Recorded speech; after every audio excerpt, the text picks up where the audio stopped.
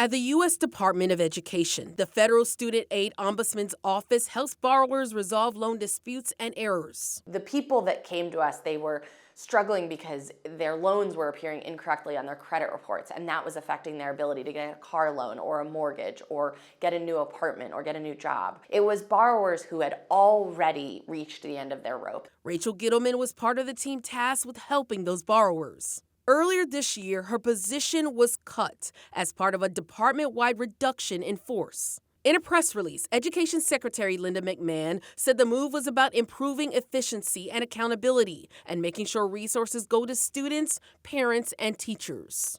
I was RIF'd, which means part of a reduction in force. In August, Gittleman received this email confirming her termination. She says she leaves behind hundreds of unresolved cases, and thousands more remain pending across her office. When I left, I had 300 open complaints in my name, and our office as a whole had 16,000 pending complaints. The sadness is for those people that it was my job to help. Her concerns come as student loan collections resume nationwide. The federal government has begun reinstating enforcement for borrowers in default, including wage garnishments. The borrowers themselves are also not ready for this monumental shift, and the economy is not ready. According to the Federal Reserve Bank of New York, student loan balances grew by $16 billion in the first quarter of 2025,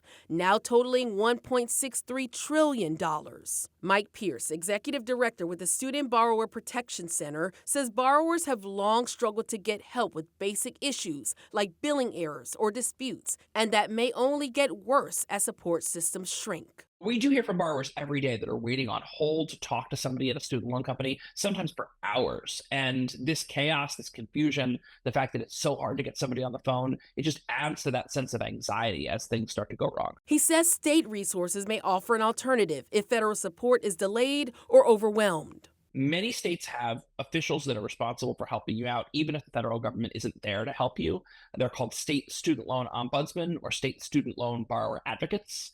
And you can learn more about who those state advocates are and where to get help from your state government. We reached out to the U.S. Department of Education and asked for an on-camera interview with Secretary Linda McMahon. We did not receive any response to our emails. As for Gittleman, she's fighting to get her job back, with hopes to return to the work she says still matters. I really believe strongly in the work that we all did. I believe strongly in the oath of the office that we took. And I was prepared to continue on that journey, even despite administration changes, right? Like that is the idea behind the civil service, is that you're there to weather the storms. With this Watching Your Wallet, I'm Caresse Jackman.